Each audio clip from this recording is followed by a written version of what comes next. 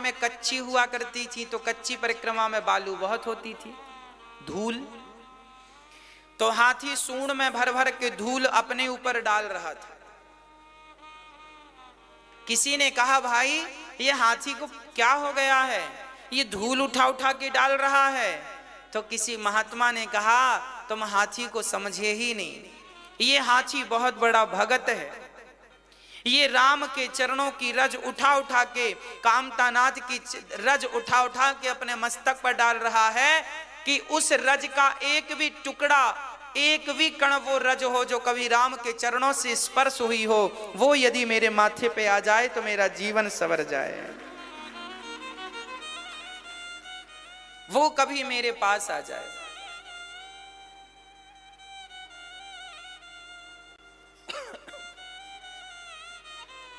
प्रिय भक्तों,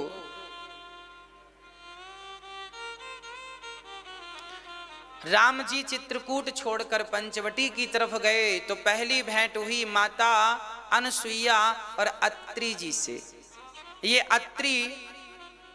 ये अनसुईया माता करदम की बेटी, कपिल भगवान की बहन करदम जी की बेटी, माँ देवहूति की बेटी अनसुईया हैं ये, और अत्रि ब्रह्मा जी के पुत्र हैं।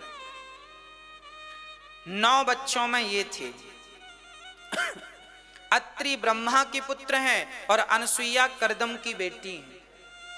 इतनी तपस्वी है माता अनसुईया, इतनी बड़ी पतिव्रता है माता अनसुईया। एक बार नारद जी ने पार्वती से कहा, पार्वती माँ, सबसे बड़ी पतिव्रता तो अनसुईया है। पार्वती जी को लगा हमसे भी बड़ी हैं क्या? हाँ। फिर नारद जी ने ब्रह्मा की पत्नी सरस्वती से कहा, सबसे बड़ी पतिव्रता तो अनसुईया है, तो हमसे भी बड़ी हैं क्या? हाँ। लक्ष्मी से कहा नारद जी ने, सबसे बड़ी पतिव्रता तो अनसुईया है, हमसे भी बड़ी हैं क्या? हाँ। तीनों ने अपने अपने पतियों को कहा, जाओ जरा देखो कि वो कितनी बड़ी पतिव्रता है, जाओ देखो कितनी बड़ी पतिव्रता है।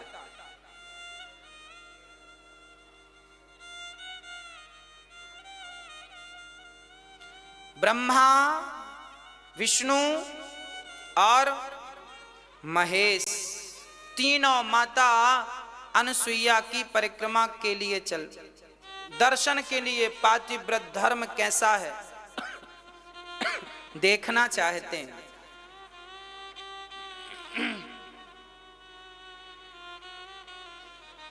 भक्तों,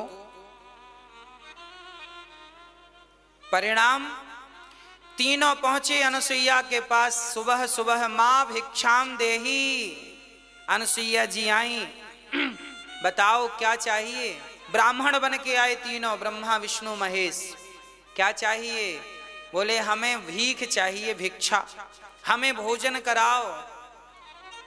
अनसुईया जी बोली, बैठो अभी बनाते हैं, क्या खाओगे? तीनों बोले, भोजन तो करेंगे पर एक शर्त है। क्या शर्त है? बोले अपने सारे कपड़े उतार कर हमें भोजन कराना। हाँ, निर्वस्त्र होकर भोजन कराना।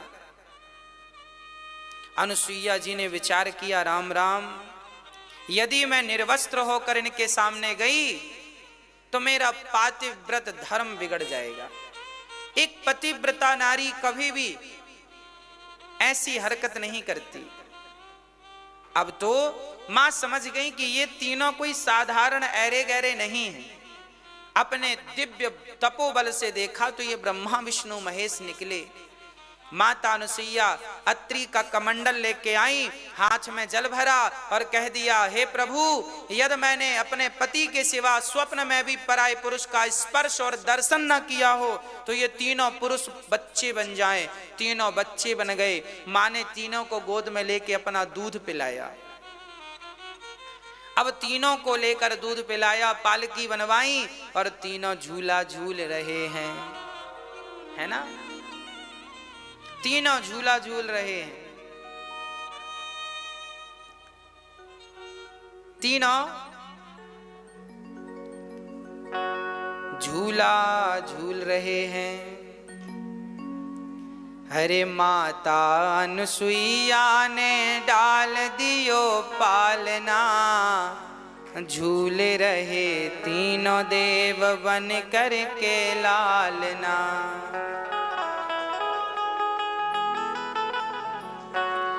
आज इनके भाग्य की हो रही सराहना, झूल रहे तीनों देव बन कर के लालना। आज जय जयकार होने लगी माता अनुसुईया की, धन्य हो माँ, धन्य हो माँ। अब तो भगवान श्री तीनों देवियां परेशान हो गईं, अभी तक पति लौटे नहीं। नारद जी बोले अब नहीं लौटेंगे, अब तो बच्चे हैं वो बड़े होंगे, फिर उनका विवाह होगा। तीनों घबराई, हमारे पतियों का विवाह होगा। हाँ, तो अब तीनों देवियां चली माता अनुसुईया के द्वार पर। मैया हमें भी भिक्षा दे दो। तुम्हें क्या भिक्षा दे दें? हमारे पति लौटा दो। अनुसुईया जी बोली आपके पति कहाँ है? बोले यहीं आए थे आपके पास, तब से लापता है, कोई पता नहीं कहाँ चले गए, यहीं आए थे आपके यहाँ। अनुसुईया जी ने कहा यहां तो कोई पति नहीं है। तीनों बच्चे टुकुर टुकुर देख रहे हैं। अनुसुईया जी बोली हमारे पास कुछ दिन पहले 3 लोग आए थे, तो हमने तीनों को बच्चे बनाए रखे हैं, ये पालकी पे पड़े हैं, तुम्हारे पति हैं तो उठाओ और जाओ। अब पार्वती जी ने सोचा धोखे से तीनों बच्चे एक से, बच्चे तो एक से। अब इन तीनों ने कभी अपने पति का ये रूप तो कभी नहीं देखा था। भाई कोई पत्नी अपने पति का बाल रूप थोड़ी देखती है। हाँ, अब पार्वती जी को लगा मैंने कहीं धोखे से ब्रह्मा जी को ना उठा लूं गोद में। ब्रह्माणी जी सरस्वती जी को लगा कहीं मैं धोखे से शंकर जी को ना उठा लूं। तीनों कंफ्यूज हैं, मेरे पति कौन? माता जी आप ही बता दो हमारे कौन हैं। माता जी ने कहा कैसी पतिव्रता हो, अपने पतियों को भी नहीं पहचान सकी। तीनों चरणों में गिरी। तब माता अनुसुईया ने अपने तपोबल से तीनों को ज्यों का त्यों किया और तीनों बड़े दिव्य हो गए। तीनों को तीनों ने प्राप्त किया। ब्रह्मा विष्णु महेश ने माता अनुसुईया के चरणों की धूल अपने मस्तक पर रखी। पतिव्रता नारी वो होती है जो ब्रह्मा विष्णु महेश को भी अपने अधीन कर लेती है। इस दुनिया में यदि किसी का बल अधिक है तो पतिव्रता नारी का बल ब्रह्मा विष्णु महेश से भी अधिक है।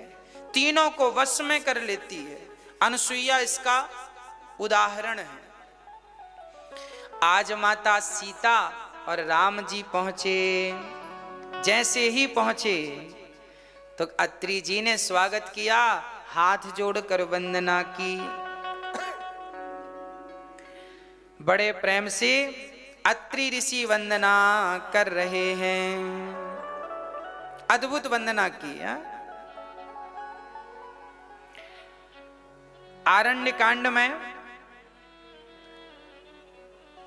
आपने ये वंदना की है सोरठा नंबर 3 के बाद। प्रभु आसन आसीन भरी, लोचन शोभा निरखी, मुनिवर परम प्रवीण, जोरी पानया स्तुति करत। नमामि भक्त वत्सलं कृपालुशील कोमलं, भजामि ते पदाम्बुजं अकामिनां स्वधामदं। निकाम श्याम सुंदरम भवाम्बुनाथ मंदरम, प्रफुल्ल कंजलोचनम मदाति दोष मोचनम, प्रलंब बाहु विक्रमम प्रभो प्रमेय वैभवम, निशंग चाप सायकम धरम त्रिलोक नायकम, दिनेश वंश मंडनम महेश चाप खंडनम मुनीन्द्र संत रंजनम सुरारि वृंद भंजनम मनोज वैरि वंदितम अजादि देव सेवितम विशुद्ध बोध विग्रहम समस्त दूषणापहम। अत्रि जी ने स्तुति की, हे नाथ आपकी जय हो। आप हजारों लाखों कामदेव को नष्ट करने वाले हैं। हे प्रभु आपके चरणों में विनती कर मुनि नाई सिरु कह कर जोर बहोर चरण सरोरुह नाथ जनी कबहु तजै मति मोरी।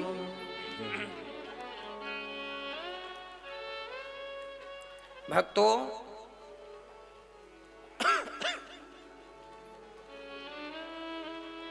आज भगवान श्री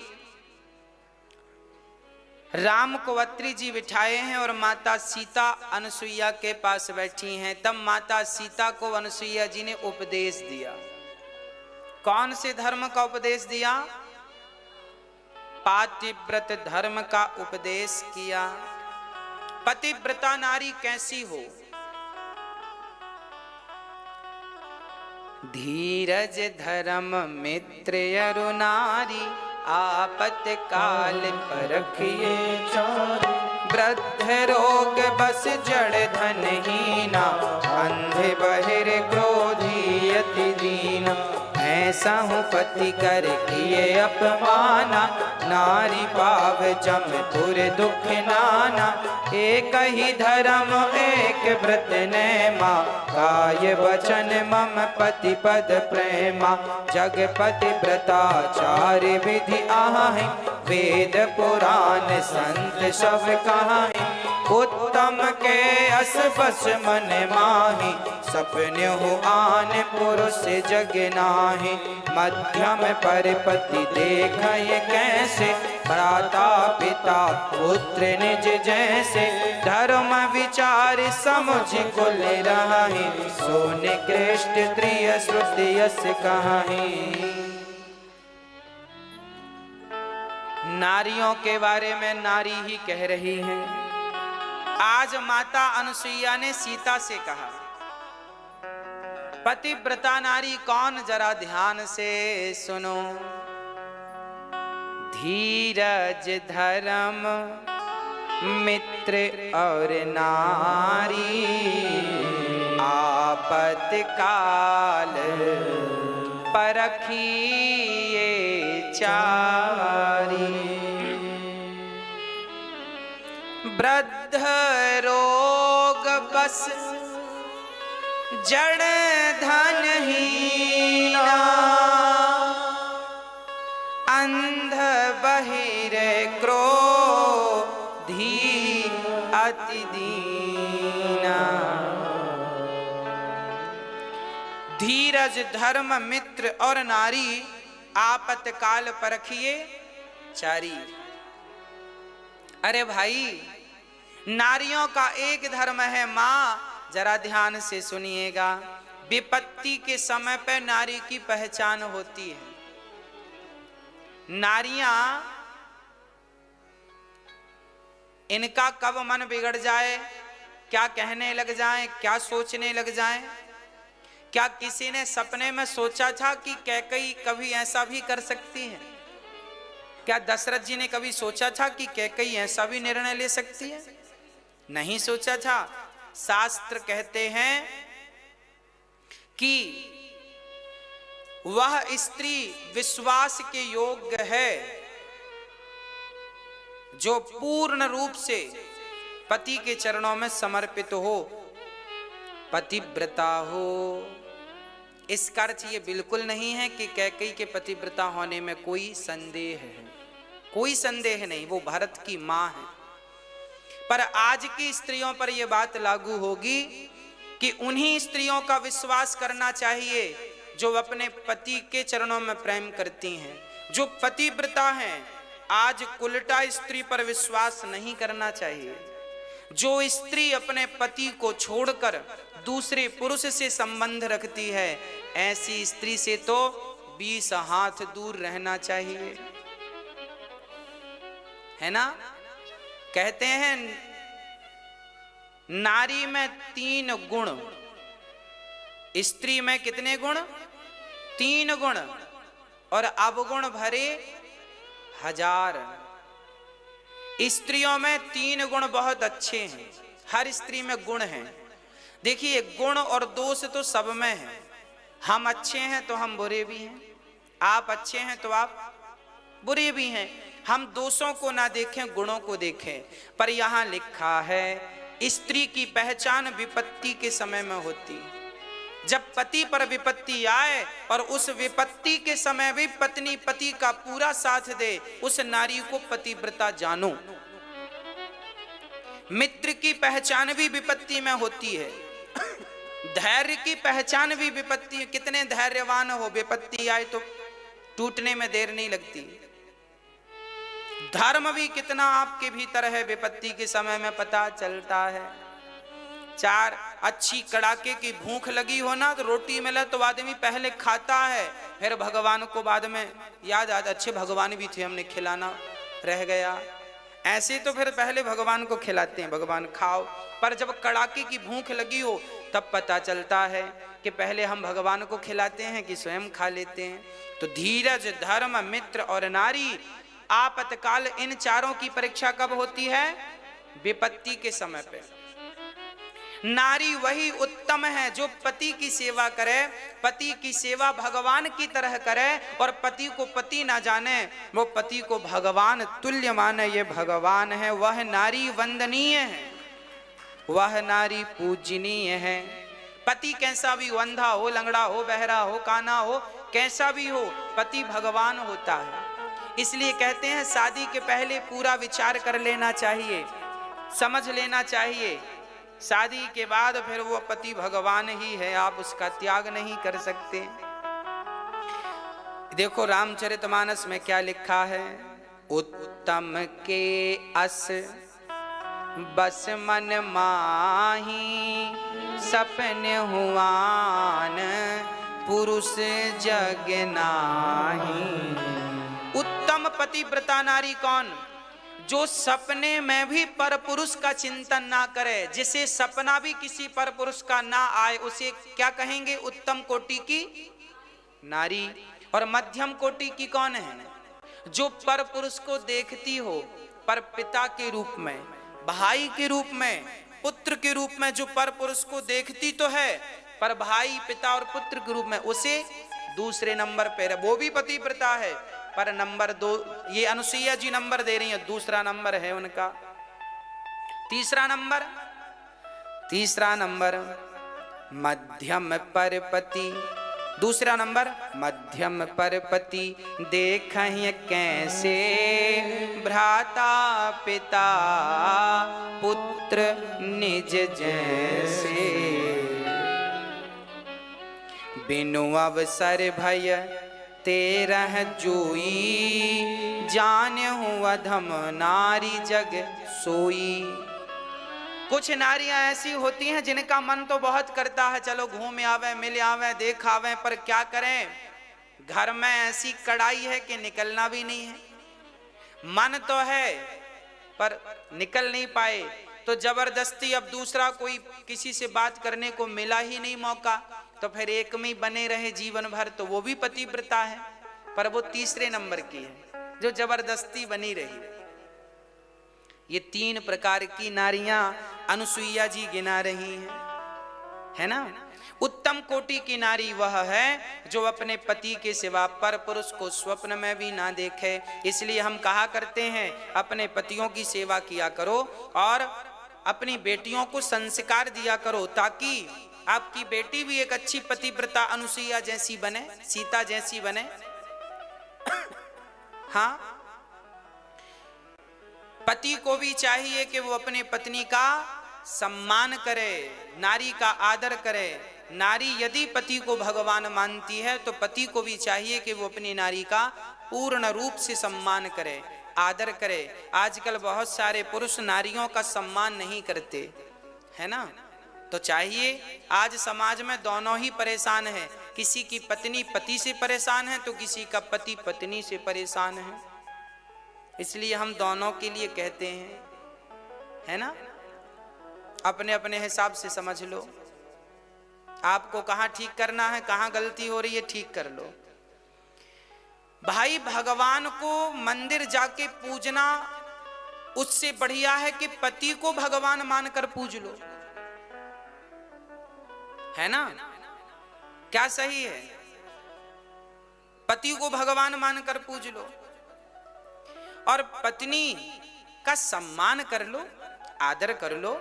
पत्नी का कभी अपमान नहीं करना चाहिए। हर पुरुष को चाहिए कि नारी का सम्मान करे, क्योंकि नारी ऐसी है जो हर युग में परेशान रही है। आज भी है, तब भी थी, आगे भी रहेगी। नारी सीता जैसी ही क्यों ना हो, पर सीता जैसी नारी को भी समाज ने जंगल भेज दिया कि नहीं? मैं ये नहीं कहूंगा कि सीता को राम ने जंगल भेजा है, मैं ये कहूंगा कि सीता को समाज ने जंगल भेजा है। राम ने नहीं भेजा जंगल। राम जंगल भेजते तो जंगल से वापस लेकर ही क्यों जाते? वहीं छोड़ देते कि नहीं हम नहीं ले जाएंगे। राम ने सीता को जंगल नहीं भेजा, वनवास समाज ने भेजा। हाँ, नारी हर जन्म में परेशान रही है। नारी का भाग्य पता नहीं विधाता ने कैसा बनाया है।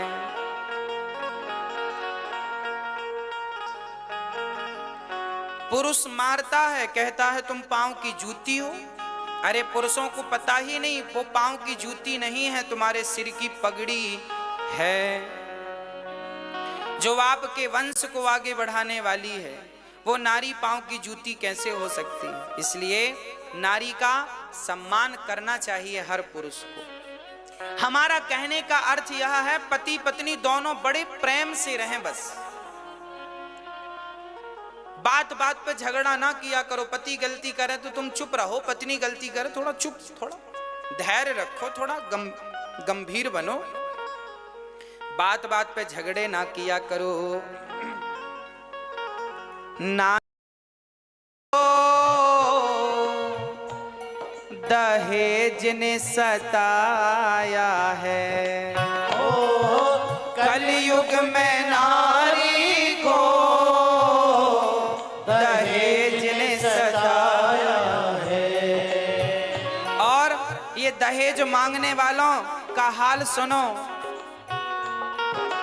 इनके पति ने इनको, किनके पति ने? जिनके पति ने दहेज की डिमांड की, उनके पति। जब पत्नियां दहेज उनके माँ बाप देने में सामर्थ्य नहीं होते तो उन लड़कियों का, पत्नियों का क्या हाल होता है सुनो। उनके पति ने उनको देखो जिंदा जलाया है। उनके पति ने उनको देखो जिंदा जलाया है। नारी का भाग्य भगवान तूने कैसा बनाया है। नारी का भाग्य भगवान तूने कैसा बनाया है। कलयुग में माँ को बेटों ने सताया है। कलयुग में माँ को बेटों ने सताया है।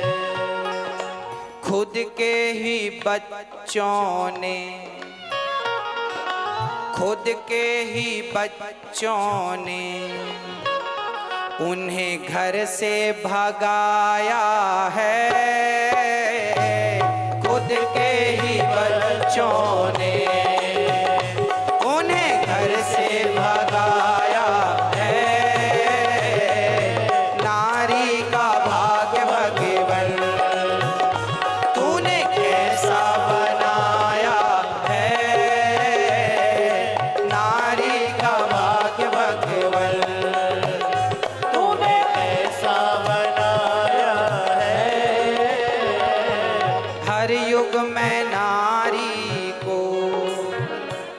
इसे इतना सताया है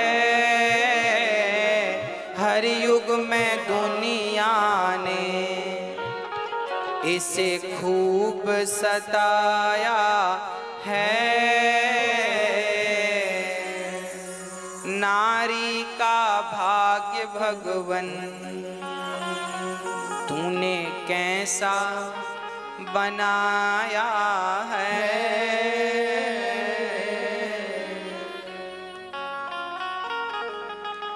पता नहीं नारियों का भाग्य विधाता ने कैसा बनाया है। हर युग में हर दिन आज नारियों पर अत्याचार हो रहा है। हाँ, माता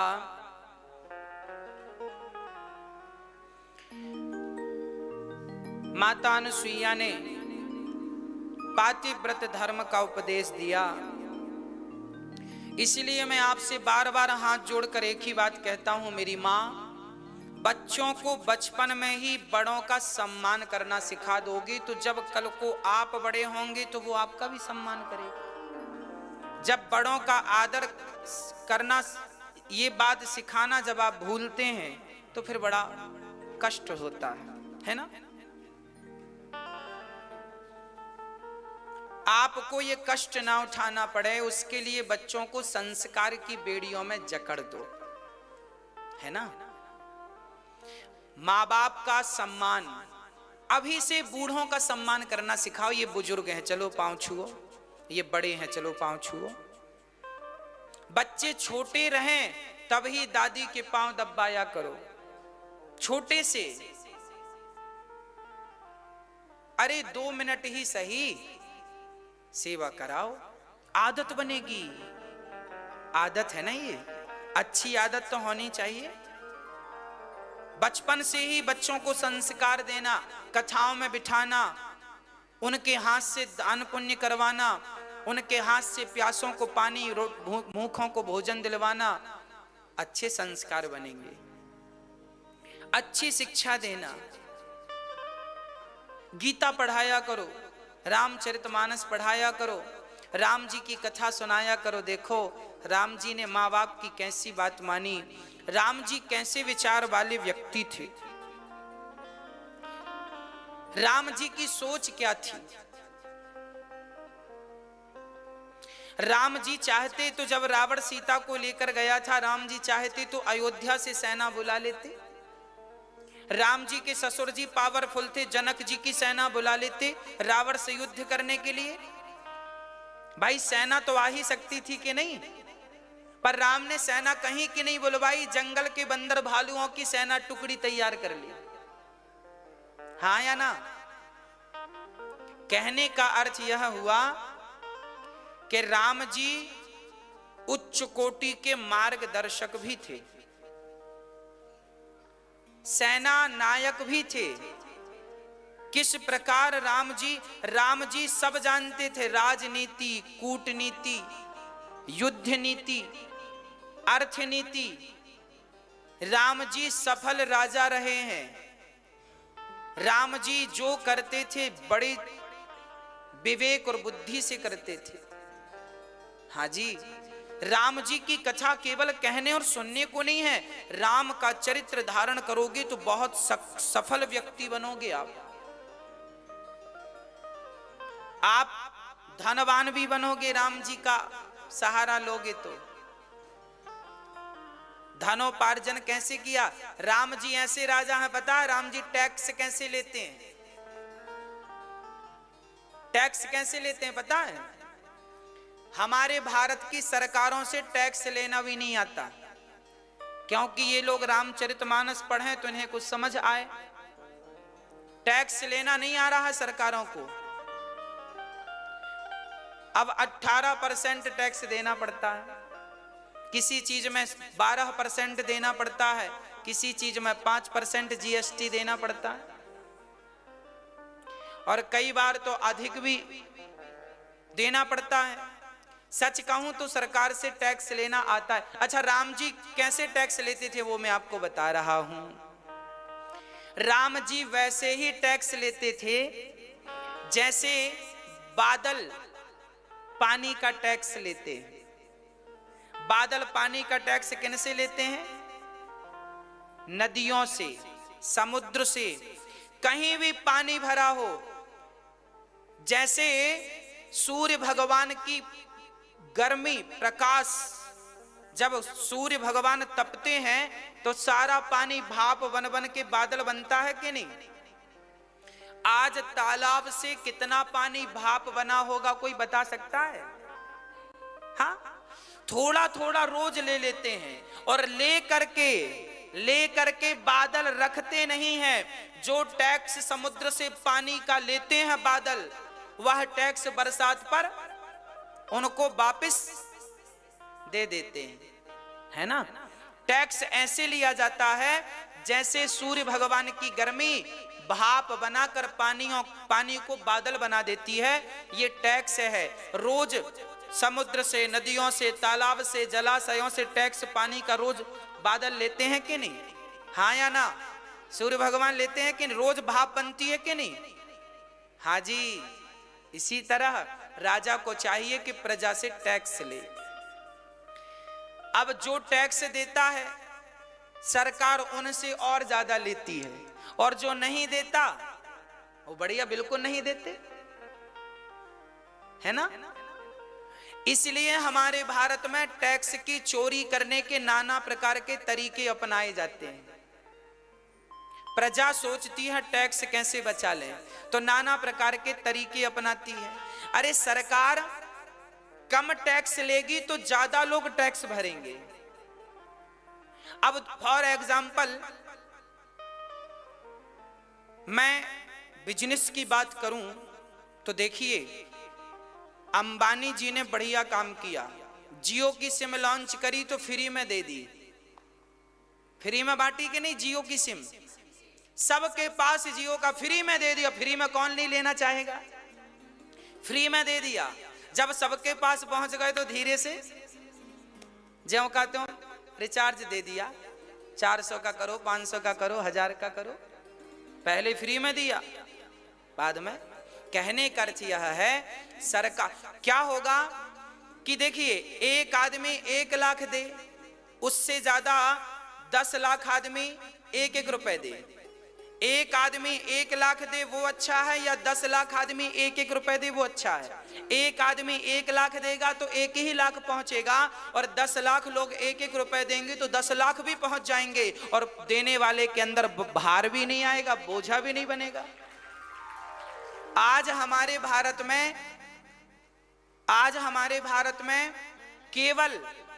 केवल 20% लोग टैक्स जमा करते हैं। ओनली 20% लोग। 100% में से 80% लोग भारत के टैक्स जमा नहीं करते। केवल 20% जो लोग टैक्स जमा करते हैं, उन्हीं से संपूर्ण भारत को सारी फैसिलिटी प्राप्त होती है। 20% टैक्स देने वाले लोग हैं, 80% देने वाले नहीं हैं।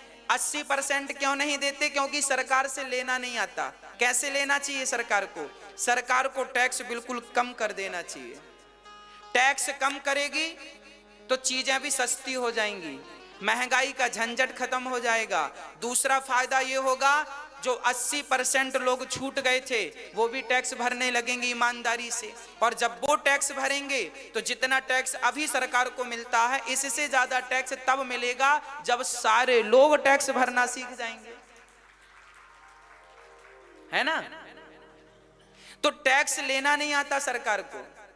इतना बोझा बढ़ा दिया है सरकार ने टैक्स का, टैक्स देने वाला मरा जा रहा है टैक्स दे दे के। चलो, 1 लाख रुपए के सामान में 18,000 रुपए अलग से देना पड़ता है टैक्स का। अब 18,000, फिर आज के जमाने में कोई बिल नहीं बनवाता। दुकानदार से सामान लो, दुकानदार कहता साहब बिल बना दूं क्या? हाँ हाँ बना दे। अरे तो टैक्स लगेगा 18%, जीएसटी लगेगी। अरे भैया मत बनाओ। फिर सरकार खुद चोर बना रही है लोगों को, लोग क्या करें? सरकार को लेना ही नहीं आ रहा है, हम क्या बताएं? हमारे पास नीतियां हैं, शास्त्र नीतियां बता रहे हैं ऐसे ऐसे लो, काम बन जाएगा, सांप भी मर जाएगा, लाठी भी नहीं टूटेगी। सरकार को लेना नहीं आया, देने वाले तो तैयार हैं, सब टैक्स देने को तैयार है, लेने वाला मजबूत नहीं है लेने के लिए, लेने वाले की तैयारी नहीं है, देने वाले की तो है।